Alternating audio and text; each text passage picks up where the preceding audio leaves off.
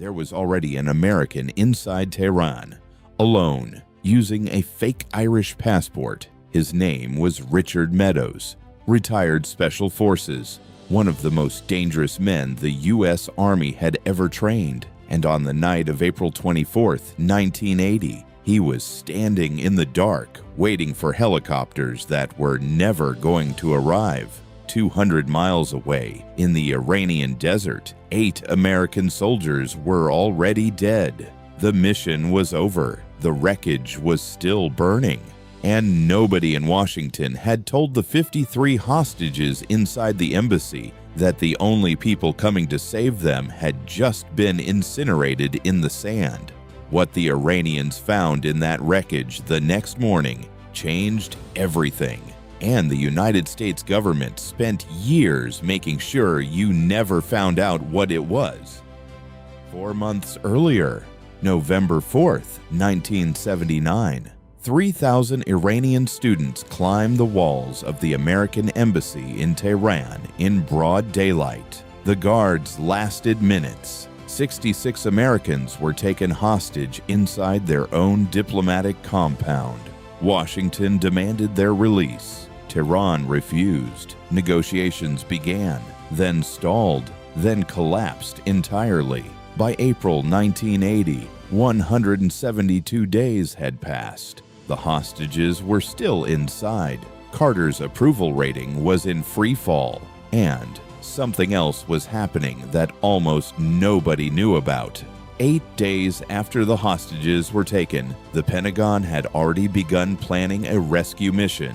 Not a diplomatic solution, not a negotiation, a raid. Deep inside Iranian territory, 600 miles from the nearest American base. And the man they chose to lead it had one request before he agreed. He wanted to know if the mission was actually possible. Nobody gave him a straight answer. Colonel Charlie Beckwith had created Delta Force 2 years earlier, modeled on the British SAS after he spent time training with them and came back convinced America had nothing like it. By April 1980, Delta Force was trained, equipped, and ready. There was one problem: it had never been used in a real operation, not once. Eagle Claw was going to be its first mission, but that wasn't what kept Beckwith awake at night. What kept him awake was the plan itself. 8 Navy helicopters launching from the USS Nimitz, 6 Air Force C-130 transport aircraft, Army Delta Force operators, Marine Corps pilots, all 4 branches of the United States military working together simultaneously.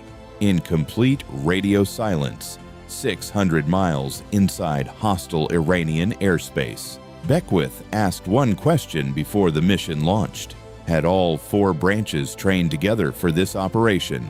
The answer was no. They had trained separately. Their radios were incompatible. Their protocols were different. Their command structures had never been tested together.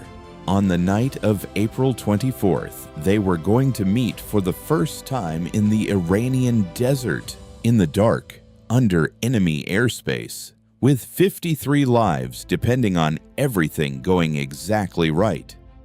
The helicopters launched from the Nimitz at dusk, 8 of them flying low across the Arabian Sea in absolute darkness and complete radio silence. Within the first hour, the first one turned back.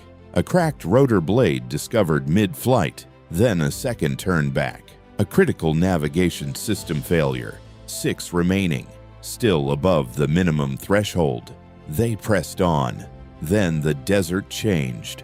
What no American weather system had detected or predicted was already forming ahead of them. A haboob, a desert sandstorm stretching hundreds of miles in every direction. Visibility dropped to 0 in minutes. The pilots were flying blind, on instruments alone, unable to see anything outside the cockpit, unable to communicate, unable to turn back without abandoning the mission entirely. A third helicopter developed a hydraulic failure so catastrophic that the pilot had no choice but to land in the open desert and wait to be rescued himself. 5 helicopters made it to Desert 1. 5 was the absolute minimum required to continue the mission, and then the 5th helicopter's crew reported something wrong. The hydraulic system on Helicopter 5 was failing, not slowly, fast. The mission commander had 1 minute to decide: push forward with a compromised aircraft into the most hostile rescue environment in history, or abort and leave 53 Americans in Tehran for another day, another week, another month. He aborted. The correct decision, the decision that led directly to what happened next.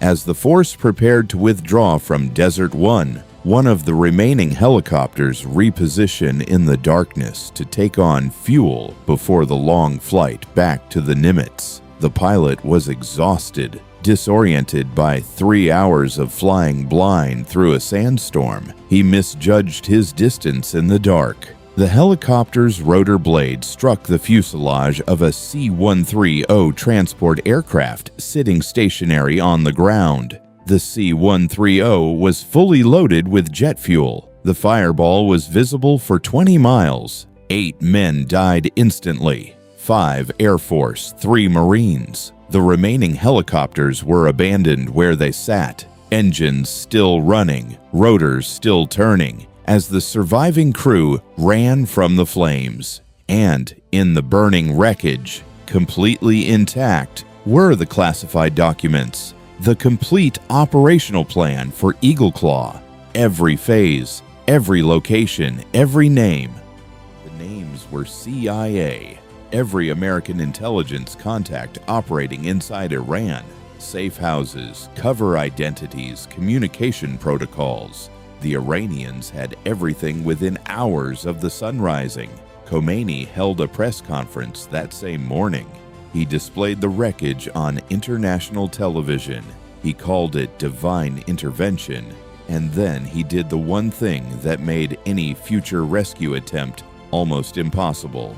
He moved the hostages, all 53 of them, scattered to different locations across Iran overnight. No longer concentrated in one place, no longer rescuable in a single operation. Richard Meadows, the man with the fake Irish passport still waiting in Tehran, received no communication, no signal, no extraction. He walked out of Iran alone the same way he had walked in. The hostages stayed for 270 more days. January 20th, 1981. Ronald Reagan was being sworn in as the 40th President of the United States. Jimmy Carter was sitting on the inauguration platform watching it happen. He had been awake for 36 consecutive hours trying to negotiate the hostages' release before his presidency ended. At the exact moment Reagan completed the oath of office, the hostages were released. 444 days after they were taken, Carter learned about it sitting in the crowd, not as president, as a private citizen. He later said the failure of Eagle Claw was the single worst moment of his presidency, worse than any political defeat, worse than any policy failure, because those 8 men in the desert didn't die fighting the enemy. They died because the United States military, the most powerful institution on earth, couldn't make 4 branches work together in the dark. That was the real failure, not the sandstorm, not the helicopters, the system.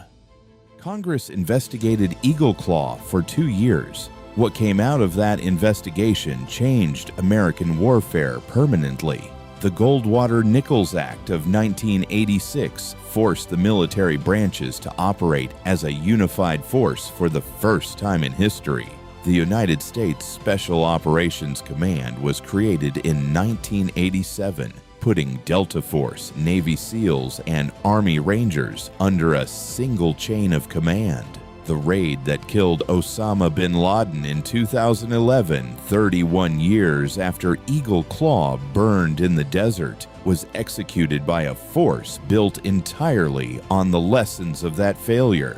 8 men died in Iran, and the military that came out of that fire has never failed a hostage rescue mission since. Subscribe. There are more Operations History Forgot.